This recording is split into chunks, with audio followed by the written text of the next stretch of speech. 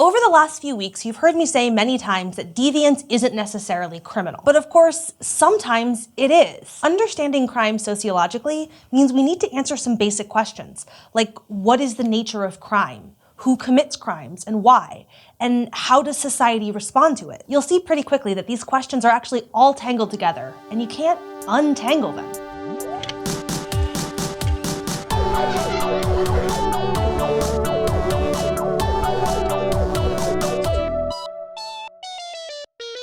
It might not surprise you to learn that the literal definition of crime is the violation of criminal laws. And the FBI's Uniform Crime Report, a major source of data on crime in the US, tracks many different kinds of crime. There are crimes against the person, which include murder, aggravated assault, rape, and robbery, and crimes against property, which include burglary, larceny theft, auto theft, and arson. But there's also a third kind of crime, not generally tracked in major crime indices, often called victimless crimes. They include things like illegal drug use, prostitution, and gambling. But the name is misleading because many of these cases have serious negative consequences for the people involved. Data from the FBI show that in the US in 2015, there were about 1.2 million violent crimes and about 8 million property crimes. Raw numbers aren't terribly helpful though, so we can turn these into crime rates. In the case of 2015, that would be 372.6 violent crimes per 100,000 people and 2,487 property crimes per 100,000 people. Those numbers are about half what they were in 1991, when crime rates peaked after a steady upward trend from about 1960. These numbers allow for some useful comparisons, but it's important to realize that they can't capture the whole picture. Because crime statistics are based on police reports, so they only include crimes that are reported to the police, and not all crimes are reported. So researchers sometimes conduct victimization surveys, which ask representative samples of the population if they have had any experiences with crime. And one such survey from 2015 suggests that fewer than half, about 47% of violent crimes were reported to police, and just 35% of property crimes were. So what can we say about who's committing these crimes? Well, based on government data, sociologists have put together a kind of demographic picture, but it only shows us who's being arrested for crime, not necessarily who's committing it. To begin with, the average arrestee is young and male. People between the ages of 15 and 24 make up about 14% of the population, but accounted for 31.8% of all arrests in 2015. And while men are about half the population, they made up about 62% of arrests for property crimes and 80% of arrests for violent crimes. And while FBI data don't assess social class, we know from other sources that those of lower social class are more likely to be arrested. But again, that's not the whole picture, because as we talked about last time, wealthy Americans aren't likely to be seen as criminally deviant in the same way that the poor are. This brings us to race and ethnicity, where disparities in arrests are clear. Despite making up only 13.3% of the population, African Americans make up 26.6% of arrests. There are a number of reasons for this. First, race and ethnicity are closely linked to wealth and social standing, and as we just saw, people of lower social class are more likely to be arrested. Second, the data don't include many crimes that are more commonly committed by whites, like drunk driving, embezzlement, and tax fraud. Finally, African Americans and people of color generally are over-criminalized. They're more easily assumed to be criminal and treated as such by both the police and the public at large. For example, a study of pedestrian stops in New York City found that African Americans and Hispanics are disproportionately likely to be stopped, even when controlling for race-specific arrest rates. That is, the rate at which those racial and ethnic groups are arrested. And this rate itself isn't entirely fair. Despite the fact that Black people and white people use drugs at similar rates, Black people are far more likely to be arrested for it. A 2009 Human Rights Watch report found that in 2007, Black people were 3.7 times more likely to be arrested for drugs than white people. And studies have shown that the racial composition of a neighborhood has an influence on perceptions of crime in that neighborhood. Larger African American populations, for example, have been found to be associated with increased perception of crime, even when controlling for the actual crime rate. And this brings us to our third question: how society responds to crime. Overcriminalization, after all, isn't a matter of who commits crimes, but of how society imagines who criminals are. Society's main institutional response to crime comes from the criminal justice system, which is composed of three parts in the US: the police, the courts, and the system of punishment and corrections. The police are the main point of contact between the criminal justice system and the rest of society. There are about 750,000 police officers in the United States, and it's their personal judgment that makes for the actual application of the law. And in exercising this judgment, police officers size up a situation according to a number of factors: the severity of the situation, the suspect's level of uncooperativeness, and whether the suspect has previously been arrested all make an arrest more likely. Officers also take the wishes of the victim into account. Likewise, the presence of observers makes an arrest more likely, because making an arrest moves the encounter to the police station where the officer is in control. Finally, the suspect's race plays a role, as officers are more likely to arrest non-white suspects because of a long-standing association of non-whiteness with criminality, which is the cultural basis for overcriminalization.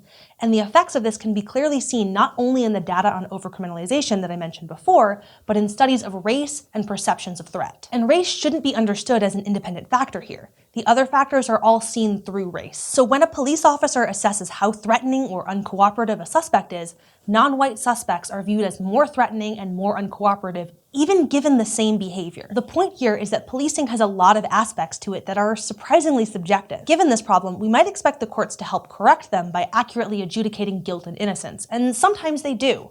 But in practice, how well they do their job is often a matter of who the defendant is and the economic resources that they have access to. Let's go to the thought bubble to see how people with less money are affected differently by the criminal justice system. The first problem is bail. Bail allows people to be released from jail after an arrest by guaranteeing, usually with a deposited sum of money, that they'll show up for their day in court. But in practice, it just keeps defendants without money behind bars until their court date, a date which may be a long time in coming. The Sixth Amendment guarantees the right to a speedy trial, but many jurisdictions in the US are heavily overburdened. There are just too many cases, so those who can't afford bail may wait months, even years, before their case is heard. And defendants who can't afford to hire lawyers are represented by public defenders, who are, to varying degrees, underpaid and overworked. They often simply can't give their clients adequate representation, frequently leading to harsher sentences for the poor. Together, these make the last issue, plea bargaining, much worse. Plea bargaining is basically a negotiation in which the prosecution offers concessions on the legal punishment in exchange for the defendant's guilty plea. In theory, this is a useful tool for quickly resolving simple cases and easing the burden on the courts. But while plea bargaining may be a negotiation, the parties aren't on even footing. A poor defendant stuck in jail because they can't make bail, represented by a public defender without the resources to adequately defend them, and facing the threat of a long jail sentence, is strongly incentivized to take a plea bargain, regardless of their actual guilt or innocence. Thanks, Thought Bubble. Those convicted of criminal deviance are then moved through the last part of the criminal justice system, the system of punishment and corrections. And this brings us, unavoidably, to mass incarceration. Mass incarceration refers to the growth of the incarcerated population over the past several decades and the social, political, and economic conditions that caused it. Here's what that looks like in terms of the numbers. Today, there are over 2.3 million people imprisoned in the United States. For some context, while the US has about 4.5% of the world's population, it has nearly a quarter of the world's incarcerated population. And the US has the highest incarceration rate in the world, with 693 people out of every 100,000 behind bars. This is more than 5 times higher than the rate in most other countries. But it hasn't always been like this. The incarcerated population has increased by 500% over the last 40 years, and this increase has only a limited relationship to actual crime rates.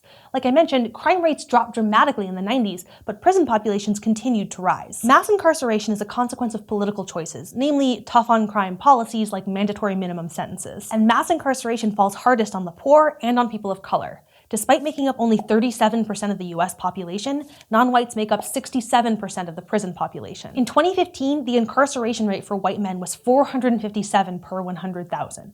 The rate for Hispanic men was more than twice as high, 1,043 per 100,000, and the rate for black men was nearly 6 times higher, 2,613 per 100,000. So are these tough-on-crime policies effective? Well, there are a couple of ways to think about the purpose of punishment. One approach to punishment is retribution, which is about making the offender suffer as the victim suffered, as a kind of moral vengeance. In the US, a more favored approach is deterrence, which tries to reduce crime by making the prospect of getting caught sufficiently awful. Yet another approach is societal protection, designed to render an offender incapable of further criminal offense, usually through long prison sentences or capital punishment. And finally, rehabilitation views punishment as an opportunity to reform offenders and return them to society as productive citizens. In practice, rehabilitation is hard to accomplish because the prison system has limited resources and because severe limitations are placed on convicted felons that go beyond the criminal justice system.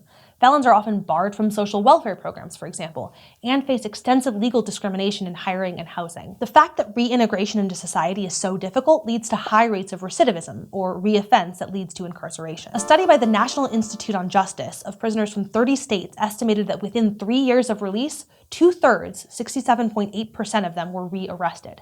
5 years after release, 3/4, 76.6%, had been rearrested. So these approaches to punishment don't appear to work as deterrents. Now, long sentences succeed in removing offenders from society, but that removal itself can have damaging effects, with communities of color being particularly impacted.